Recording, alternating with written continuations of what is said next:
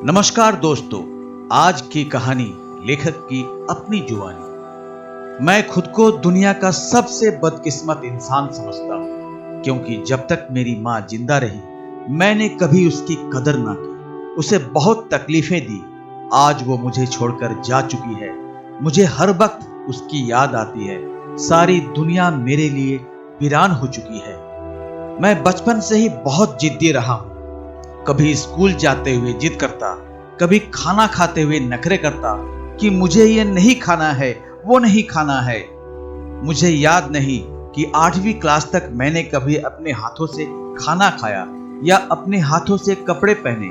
यहाँ तक कि जूतों की डोरी भी मैं अपने हाथों से नहीं बांधता था। मेरी माँ ही मेरे सारे नखरे देखती थी। मेरी सारी फैमिली में एक मेरी माँ ही थी। भाई बहन कोई नहीं था। बाप का साया तो बचपन से ही मेरे सर से उठ गया था। 12वीं क्लास तक मेरी यही हालत रही। मेरे कपड़े, बिस्तर, स्कूल का बैग, किताबें सब इधर उधर बिखरी पड़ी रहती थी और मैं ऐसा ही रात में लेटकर सो जाता था। लेकिन सुबह उठते ही मैं देखता कि कमरा बिल्कुल साफ होता, मेरे कपड़े अलमारी में अच्छी तरह रखे होते और मेरा बैग भी खूंटी में टंगा होता। मेरी माँ रोजाना मुझे कहा करती थी कि बेटा, रात में दूध पीकर सोना, ऐसे मत सोना। लेकिन मैं उनकी एक न सुनता और यूं ही सो जाता। लेकिन सुबह मुझे अपने मुंह का मजा बदला हुआ मालूम होता। मेरी माँ सोते हुए मुझे रात में दूध पिला दिया करती थी। रात में अगर कभी बारिश होने लगती तो मैं सुबह देखता कि मेरे ऊपर कोई मोटा कंबल पड़ा हुआ है ताकि मुझे सर्दी न लग सके। मुझे घर में हमेशा 2 चीजों से बहुत ज्यादा चिढ़ थी। एक उस सिलाई मशीन की खटखट की आवाज से जो अक्सर 12-12 घंटे तक चला करती थी, और दूसरा रोटी के किनारों पर अक्सर घी लगने से रह जाता था तो मैं गुस्से में रोटी छोड़कर बाहर चला जाता था। मुझे इन 2 चीजों से हमेशा से चिढ़ रही थी। मुझे जब भी ज्यादा पैसों की जरूरत पड़ती तो मैं घर जाकर माँ से कह देता कि मुझे इतने पैसे की जरूरत है, और फिर क्या देखता कि जो सिलाई मशीन की आवाज अभी तक 12 घंटे तक आती थी वो बढ़कर 18 घंटों तक आने लगती। मुझे आज भी वो दिन याद है जब स्कूल में एडमिशन के लिए मास्टर जी ने मुझसे कहा था कि 1500 रुपये तुम्हारी एडमिशन फीस लगेगी। शाम को मैं घर वापस आया और अपनी माँ से कहा कि मुझे कल 1500 रुपये चाहिए, वरना स्कूल में मेरा एडमिशन नहीं हो पाएगा। इतना कहकर मैं अपने कमरे में जाकर सो गया। उसी रात 2 बजे मेरी आंखें खुली तो घर के बरामदे से मुझे किसी के रोने की आवाज सुनाई दी।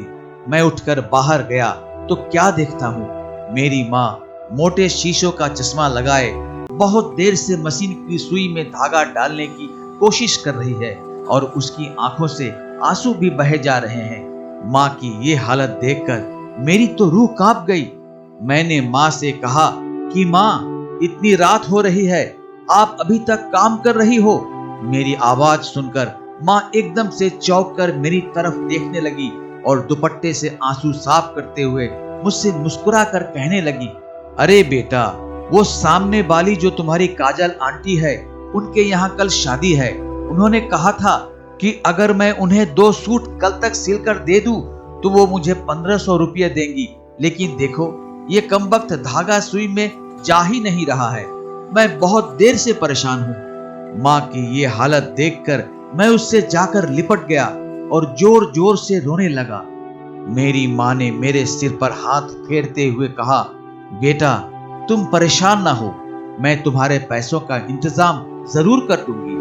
उसी दिन के बाद से मैंने सोच लिया कि अब मुझे भी पढ़ाई के साथ साथ कोई काम करना चाहिए ताकि मैं भी अपनी माँ का सहारा बन सकूं। इधर मेरी पढ़ाई मुकम्मल हुई तो मुझे एक अच्छी नौकरी मिल गई।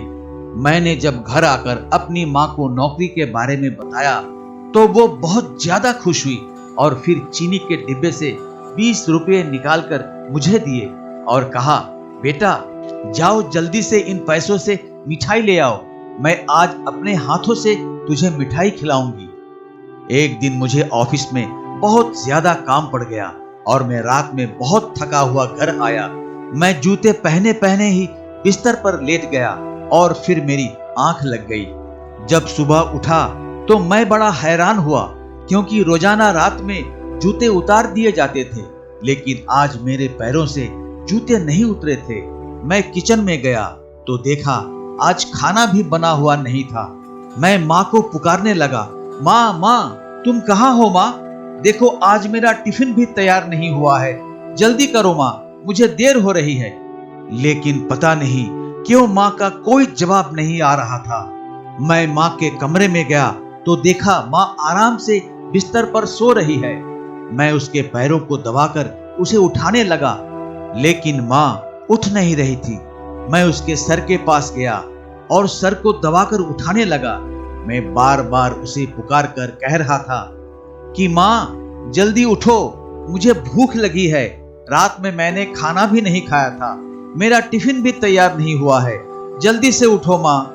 लेकिन पता नहीं मेरी माँ को क्या हो गया था कि वो उठने का नाम ही नहीं ले रही थी। बहुत देर के बाद मुझे मालूम हुआ कि आज रात मेरी माँ उठने के लिए नहीं सोई थी, बल्कि वो हमेशा के लिए सो चुकी थी। मेरी माँ मुझे छोड़कर जा चुकी थी। मैं वहीं खड़ा चीख चीख कर रोने लगा। मेरी सारी दुनिया लुट चुकी थी, क्योंकि मेरी माँ के सिवा कोई नहीं था। माँ के बगैर वो घर मुझे काटने दौड़ता था, इसलिए कुछ दिनों के बाद मैंने वो घर भी छोड़ दिया। आज मेरी माँ को मरे 3 साल हो चुके हैं। अब मुझे अपने कपड़े खुद धोना पड़ता है, खाना खुद ही बनाना पड़ता है। अगर रात भूखा सो जाऊं तो कोई मुझसे पूछने वाला नहीं कि बेटा भूखे क्यों सोए थे। तो दोस्तों, ये थी कहानी। बस सिर्फ एक बात, मां को कभी दर्द मत देना। नमस्कार।